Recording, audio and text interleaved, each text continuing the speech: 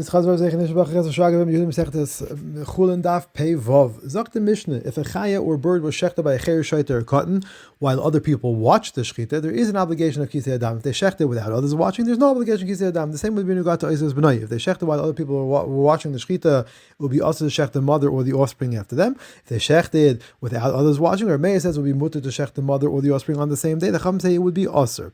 The Chum agree that if one did shech the mother or the offspring on the same day, the sheikha would not be chayiv malchus. Fact Gemara, why is it that regarding Kisei Adam the Rabbanan agree with Rameir and they say the shechita is not a shechita at all, but with regard to Isis B'nai, they argue with him and say that it is possibly a valid shechita. And with regard to Kisei Adam, if we say the blood has to be covered, people will think that the shechita is a kosher shechita, they may come to eat from the meat. Fact Gemara, we should have the same concern regarding Isis B'nai when it applies to the shechita. And for the Gemara, if a person is prevented from shechting the other animal that day, people will say it's only because he didn't need the meat. They're not going to say it's because the first shechita was a kosher shechita. For with regard to Kisei Adam also, people will say that he's covering the blood to clean his field, not for the mitzvah of Kisei Adam. And for the Gemara, in a case where he shechted it over the garbage, that excuse will not apply. Also, if someone asks best and whether he has to cover the blood, and they tell him yes, people will say it's because the shechita was kosher. In fact, the same thing with regard to Isis B'nai. If someone asks Bezdin and they tell him he has to wait to shech the second animal the next day, so people will say it's because the first shechita was kosher.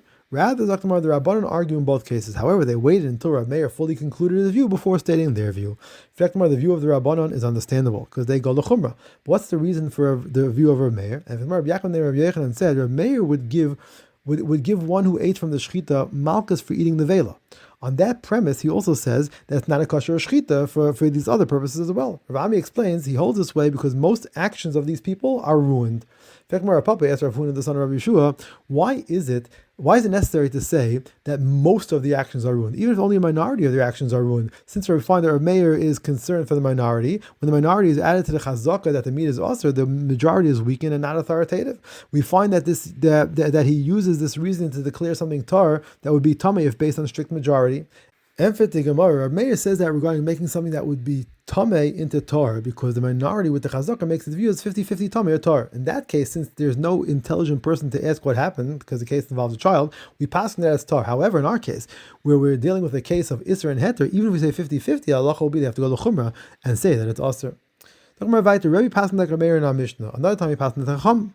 Which one of these rulings was later, and therefore that's the authoritative one that we should follow. And for the Gemara brings a conversation which resulted in the repetition of the fact that Rabbi Lazar sent to the Gullus that Rebbe passed like Rav Meir. From the fact that he did not also say that Rebbe passed like the Rabbanan, it must be that his ruling, like the view of Rav Meir, was the later ruling.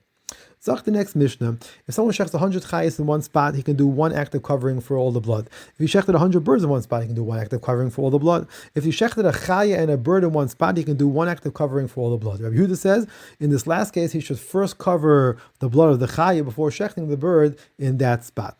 Zach the Gemara. Bryce says the pasuk regarding Kisei Adam says chaya, which suggests any number of chayas. Chaya can also mean many or few.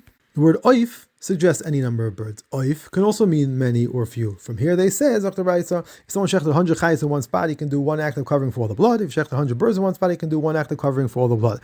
If he shechted a chaya and a bird in one spot, he can do one act of covering for all the blood. Rabbi Yehuda says in this last case, he should first cover the blood of the chaya before shechting the bird in that spot, since the pasuk says chaya oi oif, which separates the two and suggests that each needs its own covering. They said to Rabbi Yehuda, the pasuk says ki nefesh kol basar domi b'nafshehu.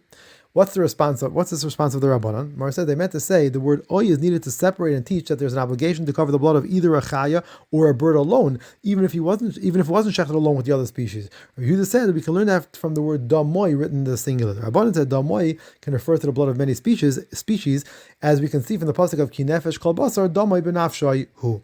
Zakmar Rav Chanina said Rabbi Yehuda agrees regarding the bracha made for the shechita that if one shechs a chaya and then a bird, he makes only one bracha, even if he covers the blood of the chaya before the shechita of the bird.